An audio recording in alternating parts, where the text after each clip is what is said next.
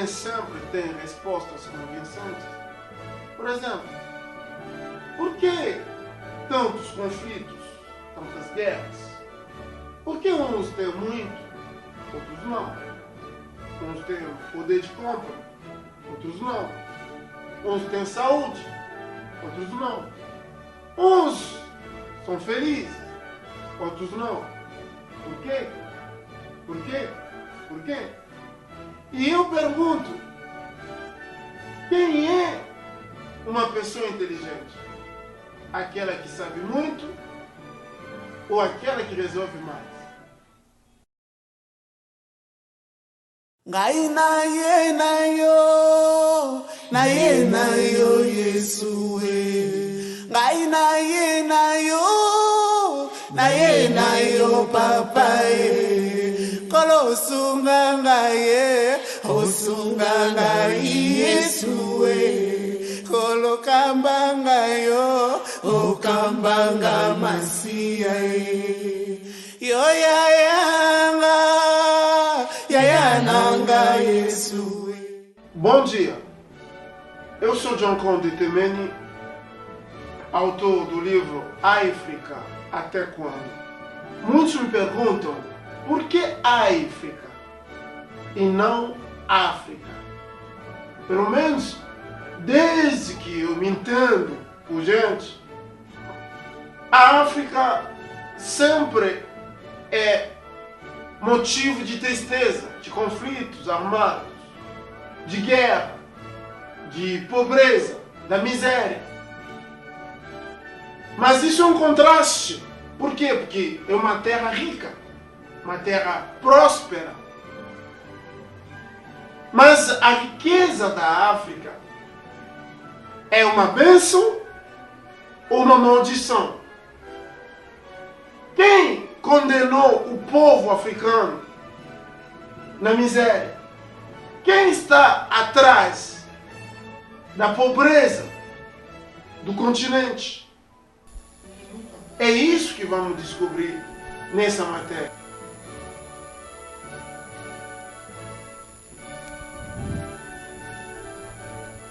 O Dung sempre perguntou: por que nasci? Qual o meu pecado? Respondeu ele próprio: por que tantas perguntas, se não há ninguém para respondê-las? Por que tantas lágrimas, se não tem ninguém para enxugá-las? Por que dos gritos, se não tem ninguém para ouvi-los?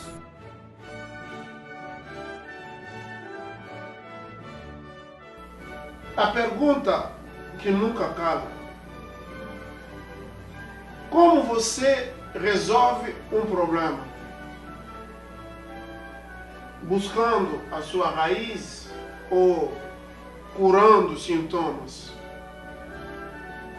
Porque se a terra é rica, o povo condenado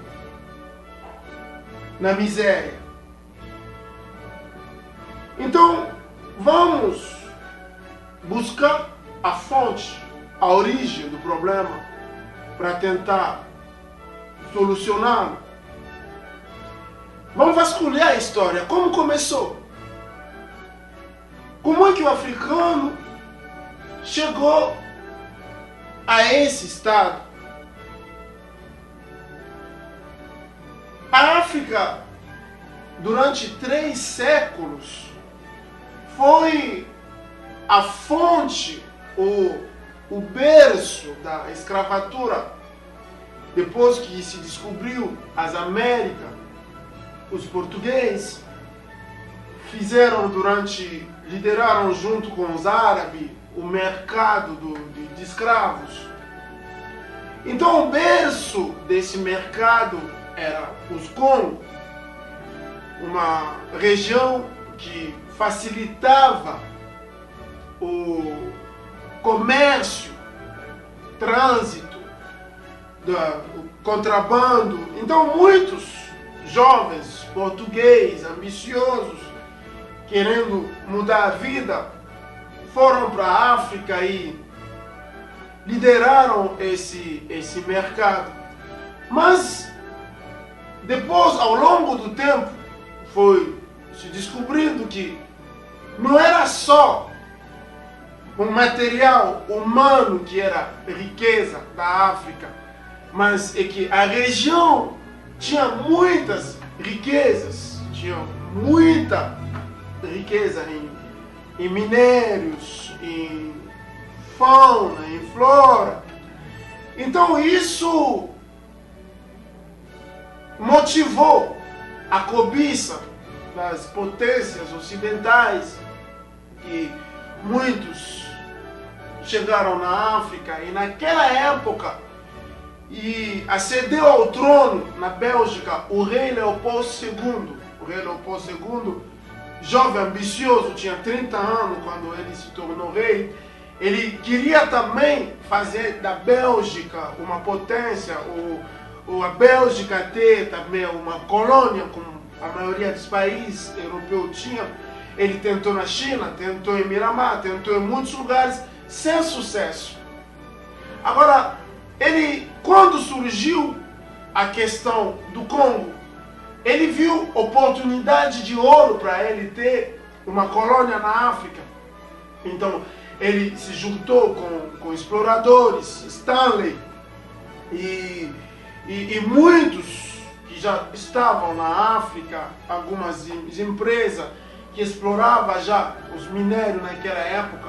Do próprio bolso, o rei da Bélgica tirou mais de 200 milhões, equivalente hoje, de euros, para investir no Congo. E ele convenceu os chefes tribais a assinar acordo, passando as terras para ele, porque muitas potências também tinham os olhos voltados ao Congo.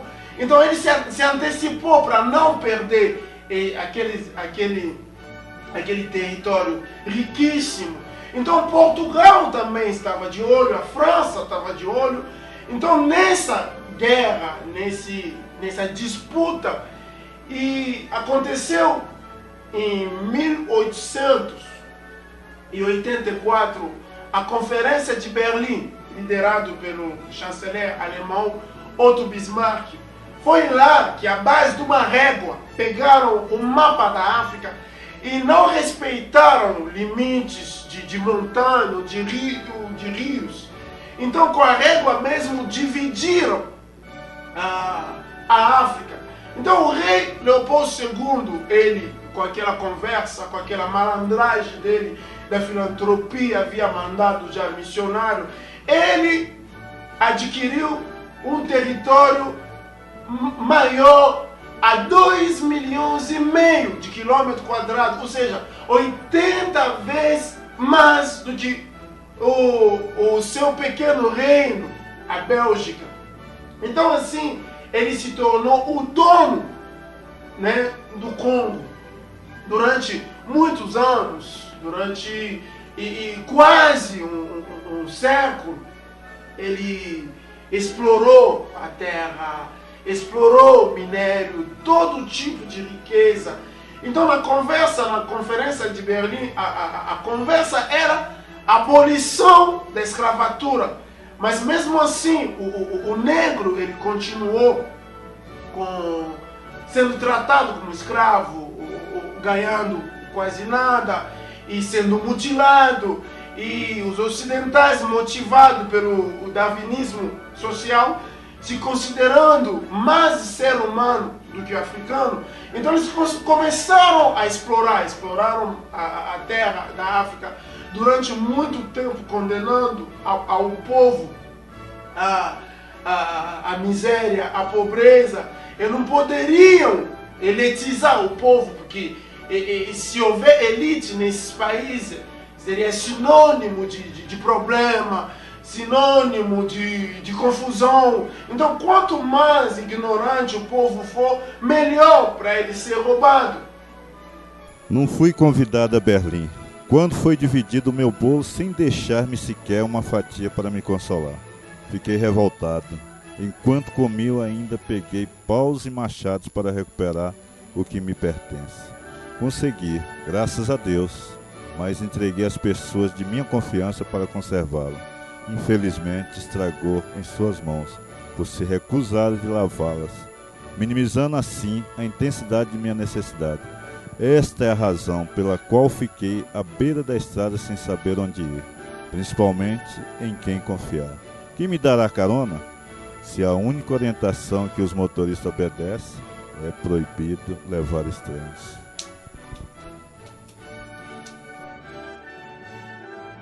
Então, para o Ocidente, era riqueza demais. Um povo que não sabe o que fazer com ela.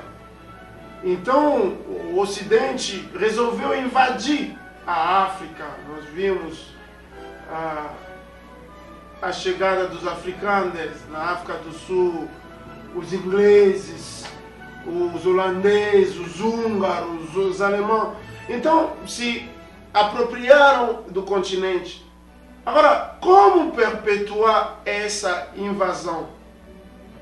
Ao rei Leopoldo II da Bélgica foi dada uma missão, porque foi a pessoa que havia herdado a região mais estratégica do continente africano,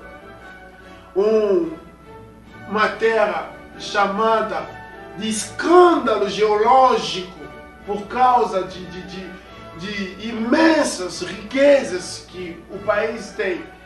Então, esse país, esse lugar, o Congo, um lugar estratégico, deveria ser o ponto de equilíbrio para perpetuar a exploração de todo um continente, porque um continente que tem 2.000 etnias, e somente o Congo tem 500 etnias.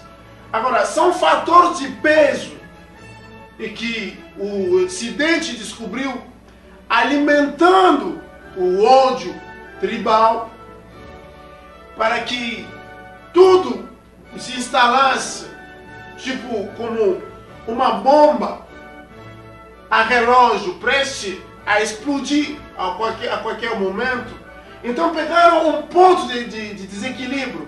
Ao lado do Congo, a Bélgica colonizou Ruanda e Burundi também.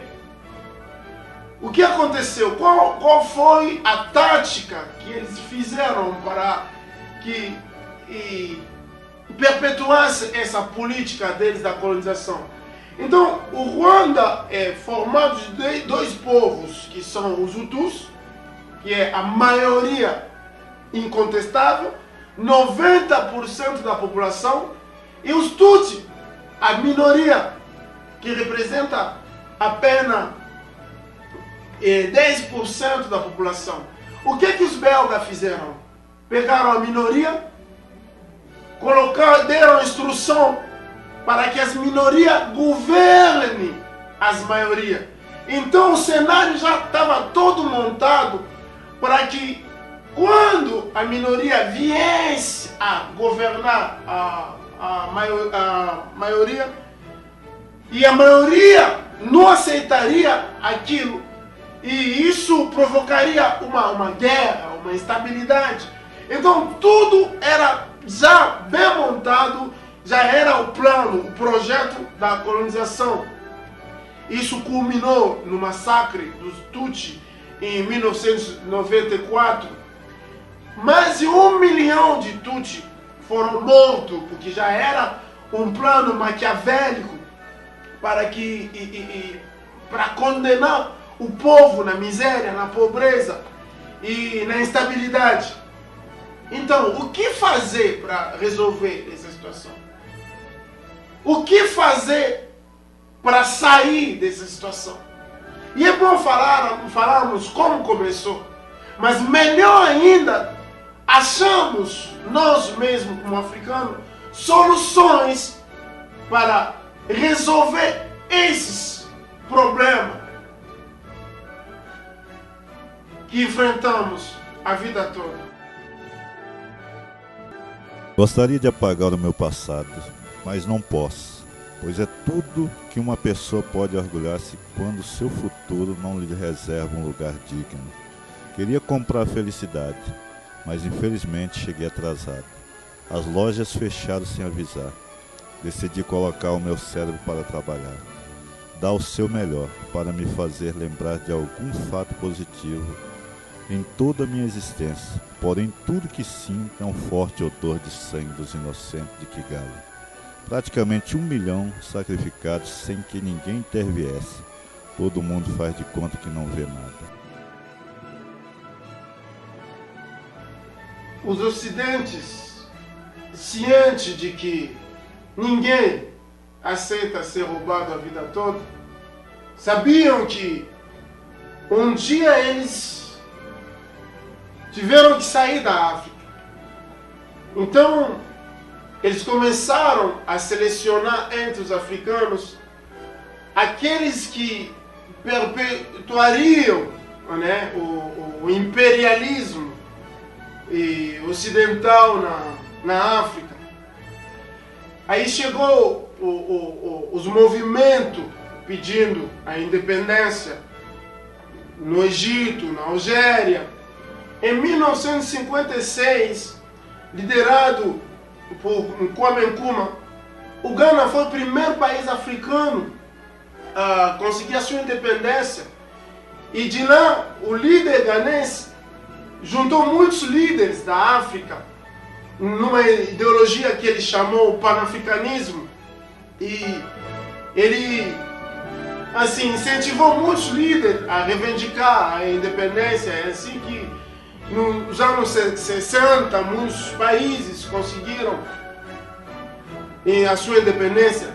Mas no caso do Congo, o plano da Bélgica era dar independência ao Congo só na década de 80. Aí surgiu os líderes, na pessoa do Patrice Lumumba, o Joseph Kasavubu, que lideraram o movimento e reivindicavam a independência. A partir de lá, a Bélgica se sentiu obrigada a dar independência ao Congo. Mas qual o problema? Eles sabiam que eram pessoas que não tinham preparação nenhuma, não prepararam nenhuma transição.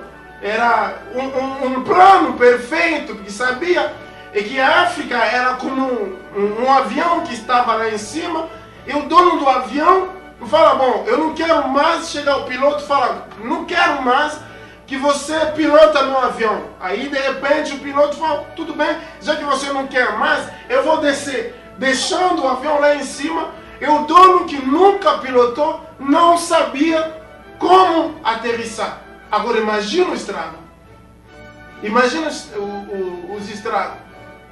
Então o próprio africano, motivado pelo ódio étnico-tribal, pela ganância, pela vontade de governar, e começou a governar meio que sem lei, meio que sem cultura política. Então isso fez com que perpetuasse a miséria, perpetuasse os conflitos, perpetuasse a pobreza, perpetuasse essa situação toda. Por quê? Porque a própria sociedade africana não é uma sociedade unida. Porque até hoje, no 21º século, todos hoje estão sempre motivados pela divisão. Como resolver o problema da África? A pobreza, ela não é uma condição social. A pobreza é uma escolha. A pessoa escolhe ser pobre. É uma escolha. Quem está por detrás da desgraça da África? E por que até hoje o africano, apesar dos estudos, não consegue resolver o seu problema? Quem pode responder?